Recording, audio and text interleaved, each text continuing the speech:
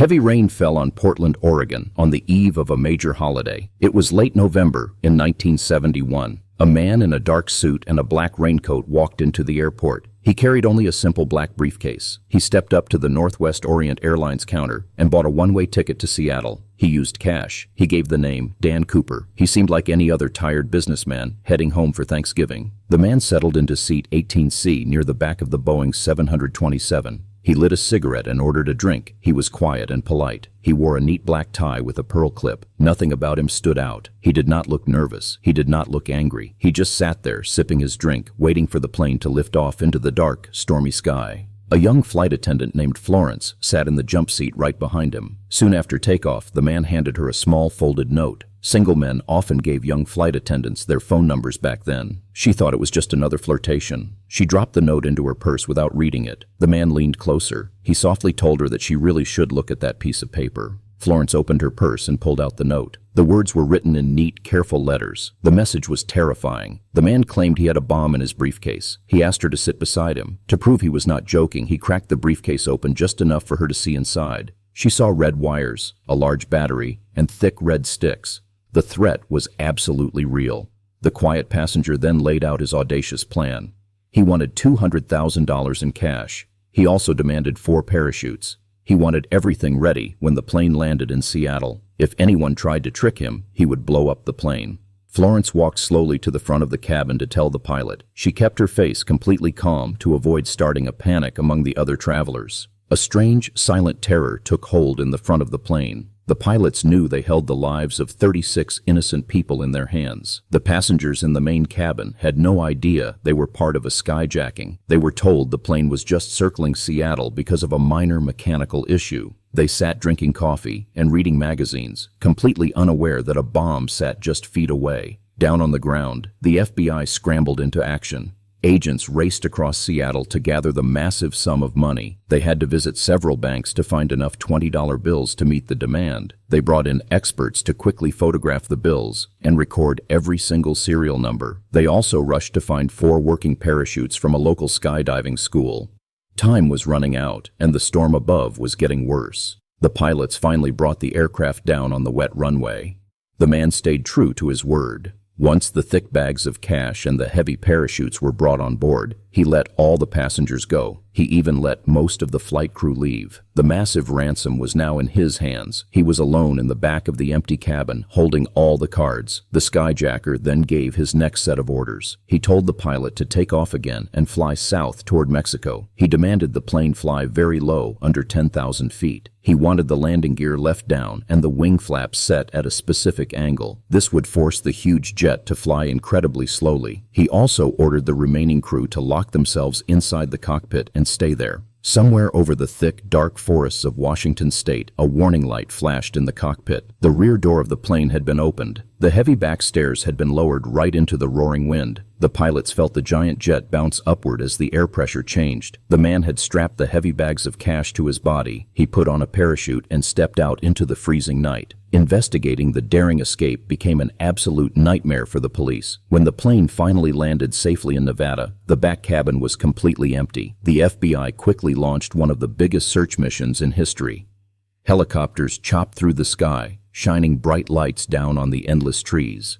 Hundreds of soldiers and police officers marched through the thick mud and heavy brush. They looked for a body, a parachute, or a bag of money. News of the daring leap spread across the country like wildfire. A local reporter misunderstood a police source and accidentally called the suspect D.B. Cooper instead of Dan Cooper. The catchy new name stuck forever. People everywhere were amazed by the story. Many cheered for the mysterious phantom who had robbed a giant airline and vanished into thin air. He became a strange sort of folk hero overnight. The search teams found absolutely nothing in the vast woods.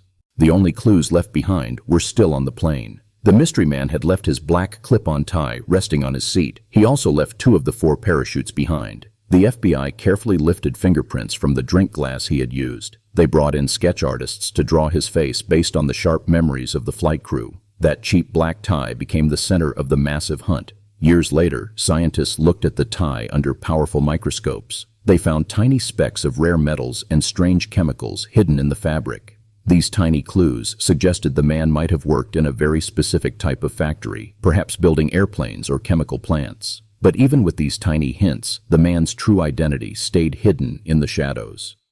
Experts started to wonder who would even try such a crazy stunt.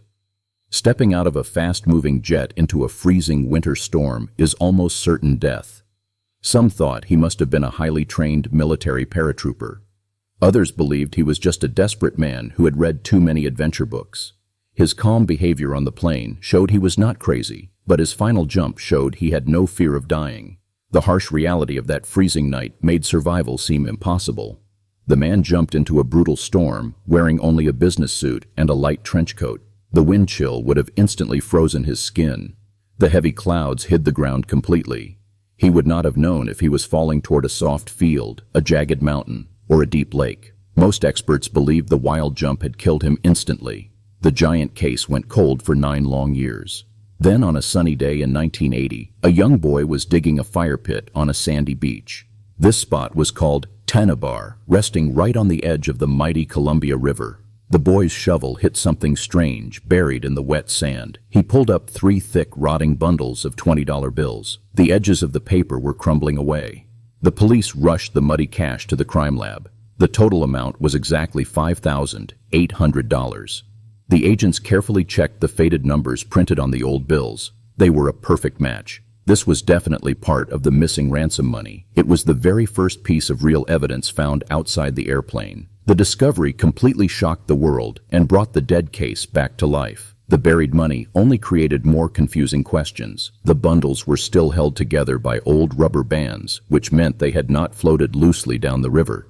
How did they end up buried in the sand so far from the flight path? Did the man drop some of the cash while he was falling? Did he bury it there himself, planning to come back later? The muddy river refused to give up its secrets. Scientists studied the sand and the river dirt stuck to the money. They looked at old weather reports and river flood maps. They tried to track exactly how the water moved during the winter of that famous jump. They hoped the dirt would point them to the exact spot where the man landed. But the river had washed away all the real clues. The trail went completely cold once again. While the phantom thief was never caught, his wild crime changed everything about flying. Before this event, air travel security was almost non-existent.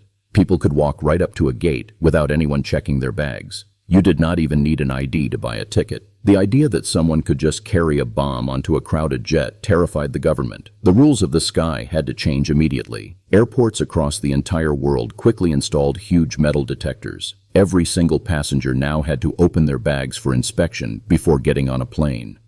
Armed guards were placed in terminals. The days of walking straight from your car to your airplane seat were gone forever. The daring crime forced the whole airline industry to finally take safety seriously.